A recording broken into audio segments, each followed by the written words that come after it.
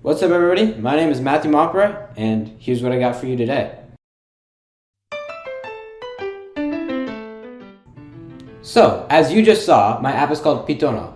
Pitono means Python in Esperanto. Esperanto is supposed to be like a worldwide language, and that's very relevant for my app because my app is about Python and about world languages. Pitono allows you to code Python in your preferred language and have it run as if it was a normal Python script.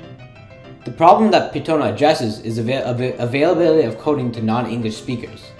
Since non-English speakers won't understand English-based programming languages as easily, and most programming languages are English-based, non-English speakers are therefore discouraged from learning coding and pursuing a coding career. My app's intended audience is therefore non-English speakers.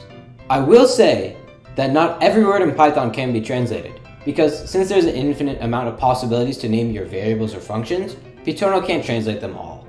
However, Pitono does translate basically all the default Python keywords, along with some of the common default Python libraries like sys, random, and time.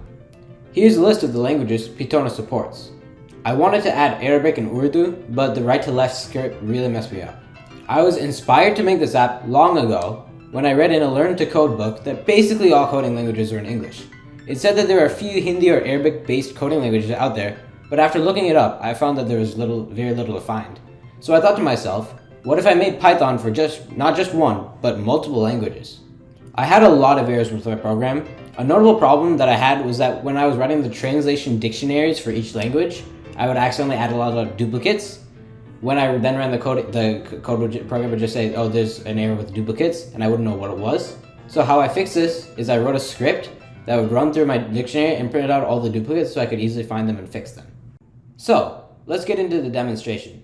Pitono is programmed using C# and Visual Studio 2022. Okay, so for my first example, as you can see, I wrote this very simple, very small Spanish Python file. The output should be adios because I said x at 1 and it's asked if x was 3, which is not, so adios should be the answer. Alright, so let's type it in. There you go, adios. So that works. Now let's try something different. Let's try translating it directly from Spanish to Hindi. Alright? Looks like it worked. If you double click on that, I think we got something. Yep, we got something. It's in Hindi now. So like the X's are still the same because we don't want to change the variables. So now let's run it. This is like the moment of truth. Because we want to see if after it got translated, it still works normally. Alright, so let's plug it in. Adios.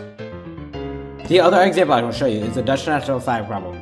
The Dutch national flag problem was a problem written by Edgar Dijkstra, a Dutch computer scientist. And basically get an array, and it's made up of zeros, ones, and twos, which are supposed to represent the reds, whites, and blues of the Dutch national flag.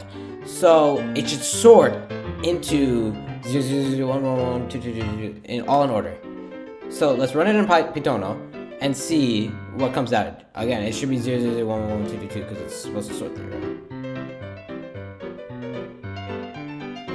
And there you go, 0, 0, 1, 1, 1, 2, 2, 2, 2. Finally, I just want to say thanks to everyone who helped me in any way in creating my app, my parents who helped me record my video, my peers who were willing to give me permission to test Pitono using their scripts, and my programming and business teacher who looked over my code.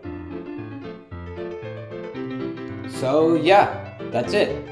I hope you've enjoyed hearing about my app as much as I've enjoyed telling you about it.